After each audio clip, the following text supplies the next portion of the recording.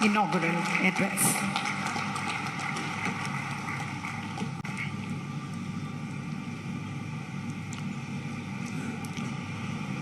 उत्तर प्रदेश के लोकप्रिय मुख्यमंत्री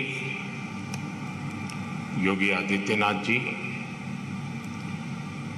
केंद्रीय मंत्रिमंडल में मेरे सहयोगी श्री पुरुषोत्तम रूपाला जी, अन्य मंत्रीगण, सांसदगण,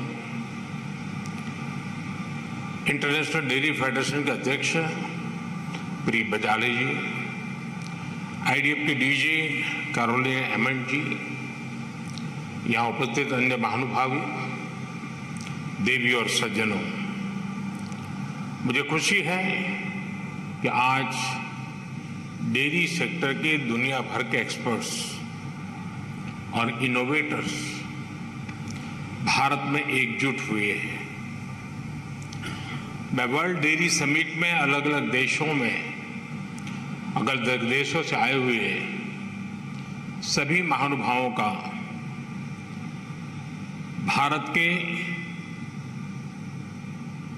कोटि कोटि पशुओं की तरफ से, भारत के कोटि कोटि नागरिकों की तरफ से, भारत सरकार की तरफ से हृदय से बहुत बहुत स्वागत करता हूं। डेयरी सेक्टर का सामर्थ्य न सिर्फ ग्रामीण अर्थव्यवस्था को गति देता है, बल्कि ये दुनिया भर में करोड़ों लोगों की आजीविका का भी प्रमुख साधन है। मुझे विश्वास है ये समिट आइडियाज, टेक्नोलॉजी, एक्सपर्टाइज और डेयरी सेक्टर से जुड़ी परंपराओं के स्तर पर एक दूसरे की जानकारी बढ़ाने और एक दूसरे से सीखने में बहुत बड़ी भूमिका निभाएगी। साथियों, आज का ये आयोजन ऐसे समय में हो रहा है जब भारत ने अपनी आजादी के 75 वर्ष पूरे किए हैं। ये भी संयोग है कि आज के इस आयोजन से भारत के 75 लाख से ज्यादा डेयरी किसान भी टेक्नोलॉजी के माध्यम से इस कार्यक्रम में हमारे साथ जुड़े हुए हैं। इस तरह की समिट के लिए और उसमें लास्ट माइल बेनिफिशियरी हमारे ऐसे ही किसान भाई बहन होते हैं। मैं वर्ल्ड डेयरी समिट में अपने किसान साथियों का भी स्वागत करता हूं, उनका अभिनंदन करता हूं। साथियों, पशुधन और दूध से जुड़े व्यवसाय भारत की हजारों वर्ष पुरानी संस्कृति का अभिन्न हिस्सा रहा है। हमारी इस विरासत ने भारत के डेयरी सेक्टर को कुछ विशेषताओं से सशक्त कर दिया है।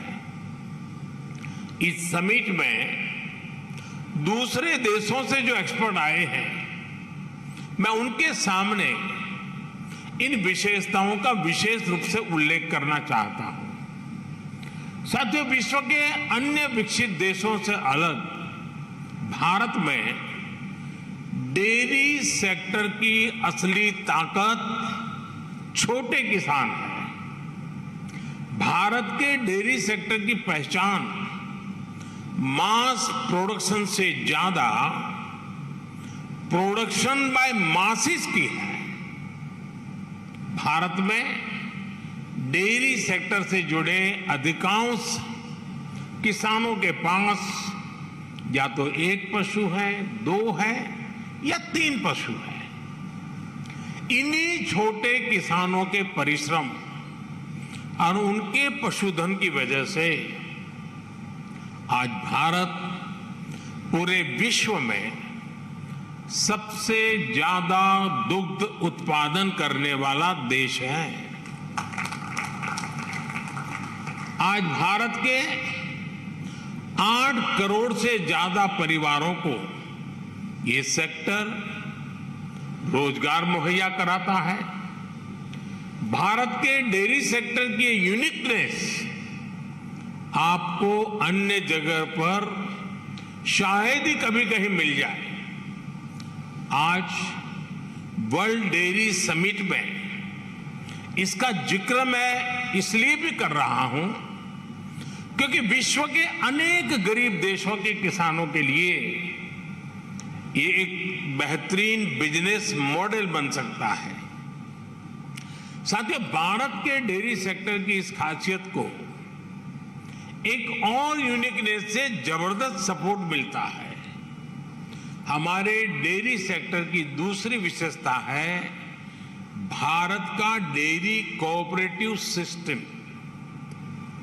आज भारत में डेयरी कोऑपरेटिव का एक ऐसा विशाल नेटवर्क है जिसकी मिसाल पूरी दुनिया में मिलना मुश्किल है। ये डेयरी कोऑपरेटिव्स देश के 2 लाख से ज्यादा गांवों में करीब करीब 2 करोड़ किसानों से दिन में 2 बार दूध जमा करती है और उसे ग्राहकों तक पहुंचाती है। इस पूरी प्रक्रिया में बीच में कोई भी मिडलमैन नहीं होता और ग्राहकों से जो पैसा मिलता है उसका 70% से ज्यादा सीधा किसानों के जेब में ही जाता है। इतना ही नहीं, अगर मैं गुजरात राज्य की बात करूं तो ये सारे पैसे सीधे महिलाओं के बैंक अकाउंट में जाते हैं। पूरे विश्व में इतना ज्यादा रेशियो किसी और देश में नहीं है। अब तो भारत में हो रही डिजिटल क्रांति की वजह से डेयरी सेक्टर में ज्यादातर लेन देन बहुत तेजी गति से होने लगी है। मैं समझता हूं भारत की डेयरी कोऑपरेटिव्स की स्टडी, उनके बारे में जानकारी, डेयरी सेक्टर में डेवलप किया गया डिजिटल पेमेंट सिस्टम दुनिया के बहुत से देशों के किसानों के बहुत काम आ सकता है। इसलिए भारत के डेयरी सेक्टर की एक और बड़ी ताकत है, एक और यूनिकनेस है हमारी इंडिजिनस स्पीशीज। भारत के पास गायों की, भैंसों की जो स्थानीय ब्रीड है वो कठिन से कठिन मौसम में भी सरवाइव करने के लिए जानी जाती है। मैं आपको गुजरात की बन्नी भैंस का उदाहरण देना चाहूंगा। ये बन्नी भैंस कच्छ के रेगिस्तान और वहां की परिस्थितियों से ऐसी घुल मिल गई है कि देखकर कई बार हैरानी होती है। दिन में बहुत ही भयंकर धूप होती है, बहुत गर्मी होती है, कड़क धूप होती है। इसलिए ये बन्नी भैंस रात के कम तापमान में घास चरने के लिए निकलती है। विदेश से आए हमारे साथी ये जानकर के भी चौंक जाएंगे कि उस समय बन्नी भैंस के साथ कोई उसका पालक, उसका किसान उसके साथ नहीं होता है। वो गांव के पास बने चारगांव में खुद ही जाती है।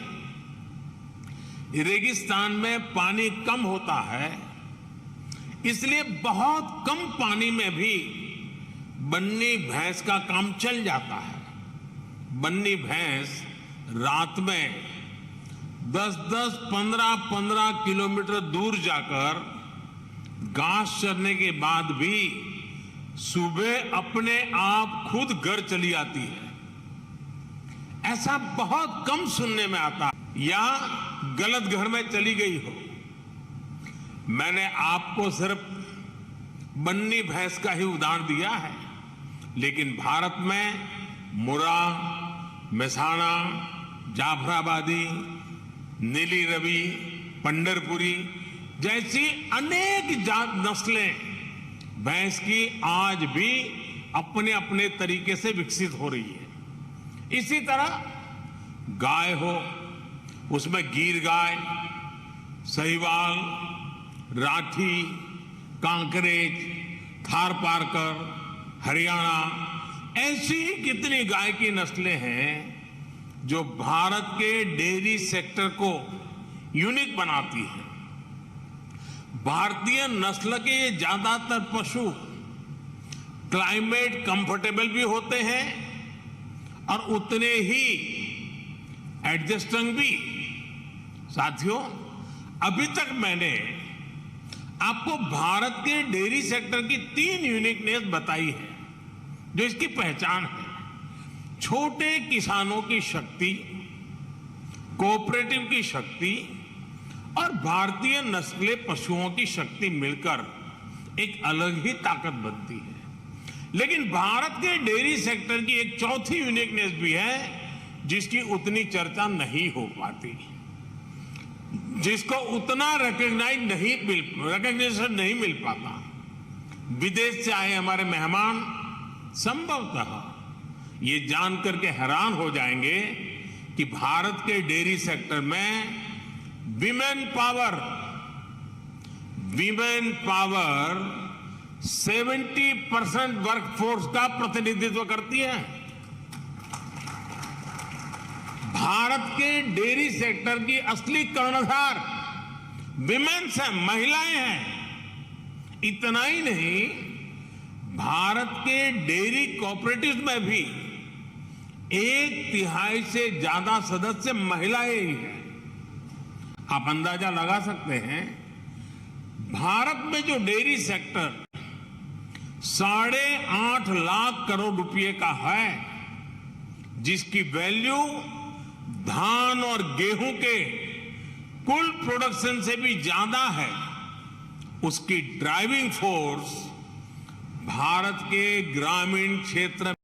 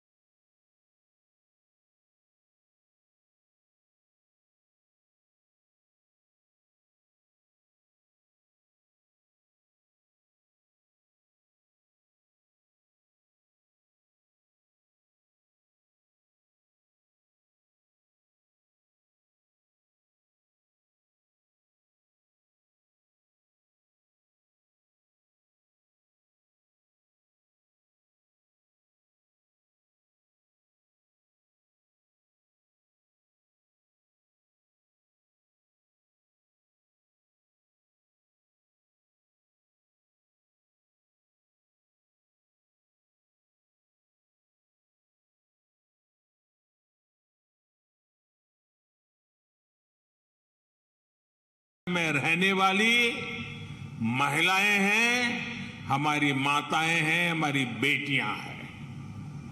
मैं वर्ल्ड डेयरी समिट से जुड़ी सभी महानुभावों से भारत की नारी शक्ति की इस भूमिका को रिकॉग्नाइज करने, इसे विभिन्न वर्ल्ड प्लेटफॉर्म्स पर ले जाने का भी मैं आग्रह करूंगा। साथियों, 2014 के बाद से हमारी सरकार ने भारत के डेयरी सेक्टर के सामर्थ्य को बढ़ाने के लिए निरंतर काम किया है। आज इसका परिणाम मिल्क प्रोडक्शन से लेकर किसानों की बड़ी आय में भी नजर आ रहा है। 2014 में भारत में 146 मिलियन टन दूध का उत्पादन होता था। अब ये बढ़कर 210 मिलियन टन तक पहुंच गया है, यानी करीब करीब 44% की वृद्धि। आज पूरे विश्व में मिल्क प्रोडक्शन 2% की रफ्तार से बढ़ रहा है, जबकि भारत में इसकी रफ्तार 6% से भी ज्यादा है। भारत में दूध की पर कैपिटा अवेलेबिलिटी पूरे विश्व के औसत से कहीं ज्यादा है।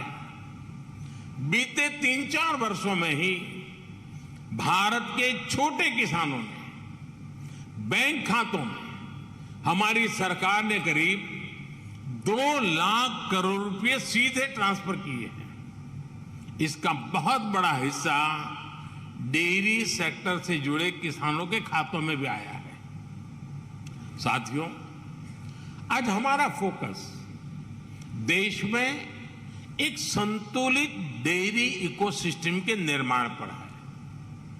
एक ऐसा इकोसिस्टम जिसमें हमारा ध्यान दूध और उससे जुड़े उत्पादों की क्वालिटी पर तो है ही, बल्कि दूसरी चुनौतियों के समाधान पर भी है। किसान को अतिरिक्त आय, गरीब का सशक्तिकरण, स्वच्छता, केमिकल फ्री खेती, क्लीन एनर्जी और पशुओं की केयर, ये सभी आपस में जुड़े हुए हैं। यानी हम डेयरी सेक्टर को, पशुपालन को भारत के गांवों में ग्रीन और सस्टेनेबल ग्रोथ का बहुत बड़ा माध्यम बना रहे हैं। राष्ट्रीय गोकुल मिशन, गोवर्धन योजना, डेयरी सेक्टर का डिजिटाइजेशन और पशुओं का यूनिवर्सल वैक्सीनेशन इसी दिशा में हो रहे प्रयास है। इतना ही नहीं, भारत ने जो सिंगल यूज प्लास्टिक बंद करने का जो अभियान चलाया है, वह एनवायरमेंट की दृष्टि से तो महत्व का है ही, लेकिन जो भी जीव दया में विश्वास करते हैं, जो पशुधन में उसके कल्याण में विश्वास करते हैं, उनको मालूम है कि प्लास्टिक पशुओं के लिए कितना खतरनाक बनता जा रहा है, गाय और भैंस के लिए कितना खतरनाक बनता जा रहा है। उस सिंगल यूज प्लास्टिक को भी बंद करने का, खत्म करने का हमने बहुत लगातार प्रयास आरंभ किया है। साथियों, भारत के डेयरी सेक्टर का जितना बड़ा स्केल है, उसे साइंस के साथ जोड़कर और विस्तार दिया जा रहा है। भारत डेयरी पशुओं का सबसे बड़ा डेटाबेस तैयार कर रहा है। डेयरी सेक्टर से जुड़े हर पशु की टैगिंग हो रही है। आधुनिक टेक्नोलॉजी की मदद से हम पशुओं की बायोमेट्रिक पहचान कर रहे हैं। हमने इसे नाम दिया है पशु आधार। पशु आधार के जरिए पशुओं की डिजिटल आइडेंटिफिकेशन की जा रही है, जिससे उनकी सेहत पर नजर रखने के साथ साथ डेयरी प्रोडक्ट से जुड़े मार्केट को विस्तार देने में मदद मिलेगी। साथियों, आज भारत का बहुत बड़ा फोकस पशुपालन के क्षेत्र में उद्यमशीलता को, एंटरप्राइज को बढ़ावा देने पर भी है। डेयरी सेक्टर से जुड़े छोटे किसानों की ताकत को हम फार्मर प्रोड्यूसर ऑर्गेनाइजेशंस और महिलाओं के सेल्फ हेल्प ग्रुप के माध्यम से एकजुट कर रहे हैं। इनको बड़ी मार्केट फोर्स बना रहे हैं।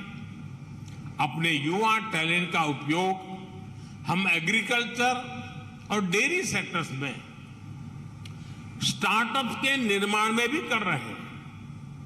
आपको ये जानकर भी अच्छा लगेगा कि भारत में बीते 5-6 साल में एग्रीकल्चर और डेयरी सेक्टर में 1000 से अधिक स्टार्टअप्स बने हैं।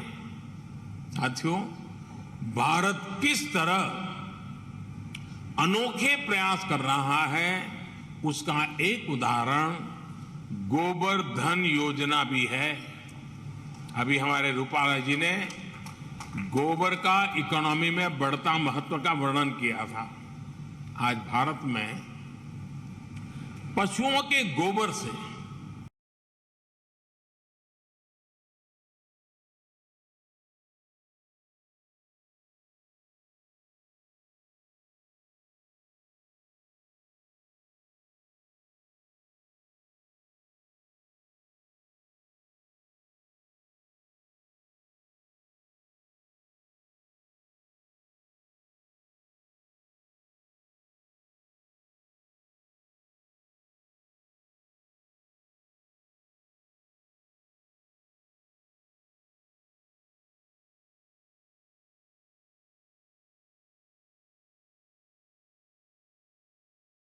बायोगैस और बायो सीएनजी बनाने का एक बहुत बड़ा अभियान चल रहा है। हमारी कोशिश है कि डेयरी प्लांट्स अपनी जरूरत की अधिकतर बिजली गोबर से ही पूरी करें।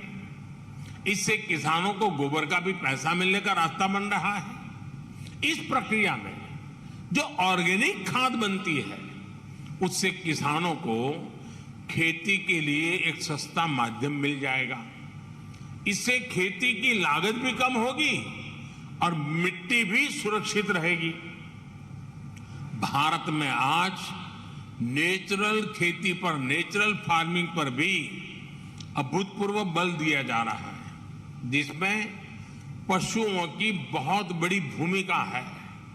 साथियों, मैं अक्सर कहता हूं कि खेती में मोनोकल्चर ही समाधान नहीं है, बल्कि विविधता बहुत आवश्यकता है। ये पशुपालन पर भी लागू होता है। इसलिए आज भारत में देसी नस्लों और हाइब्रिड नस्लों दोनों पर ध्यान दिया जा रहा है।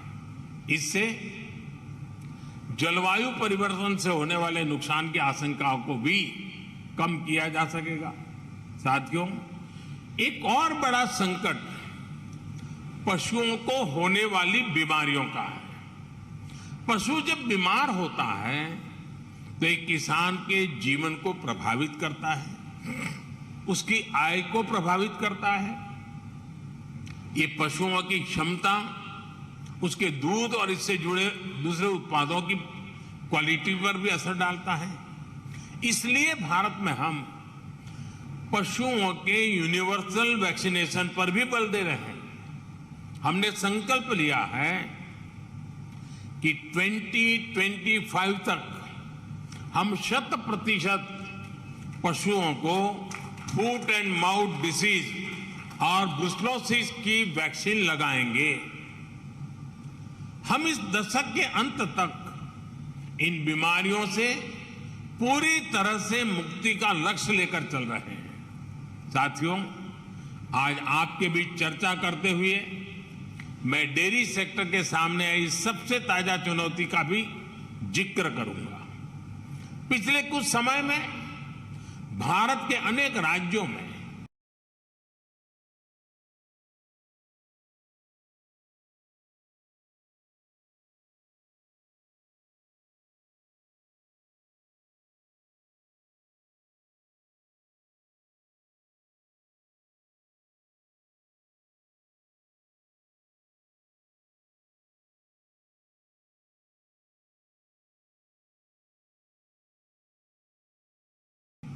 लंपी नाम की बीमारी से पशुधन की क्षति हुई है।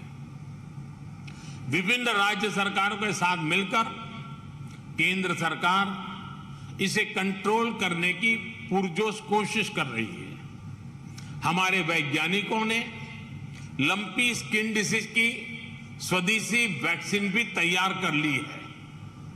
वैक्सीनेशन के अलावा जांच में तेजी लाकर पशुओं की आवाजाही पर नियंत्रण रखकर उस बीमारी को काबू करने की कोशिश की जा रही है।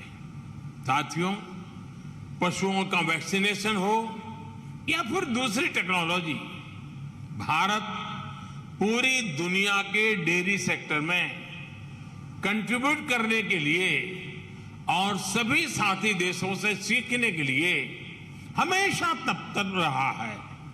भारत ने अपने फूड सेफ्टी स्टैंडर्ड्स पर भी बहुत तेजी से काम किया है। आज भारत लाइव स्टॉक सेक्टर के लिए एक ऐसे डिजिटल सिस्टम पर काम कर रहा है जो इस सेक्टर की एंड टू एंड एक्टिविटीज को कैप्चर करेगा। इससे इस सेक्टर में सुधार के लिए जरूरी सटीक जानकारी मिल पाएगी। ऐसी ही अनेक टेक्नोलॉजी को लेकर जो काम दुनिया भर में हो रहे हैं उसको ये समिट अपने सामने रखेगी। इससे जुड़ी एक्सपर्टाइज को हम कैसे शेयर कर सकते हैं, इसके रास्ते सुझाएगी। मैं डेयरी इंडस्ट्री के ग्लोबल लीडर्स को भारत में डेयरी सेक्टर को सशक्त करने के अभियान में शामिल होने के लिए आमंत्रित करता हूं। मैं इंटरनेशनल डेयरी फेडरेशन की भी उनके बेहतरीन काम और योगदान के लिए प्रशंसा करता हूं। आप सभी का, जो विदेश से आए हुए मेहमान का मैं फिर से स्वागत करता हूं, उनका अभिनंदन करता हूं।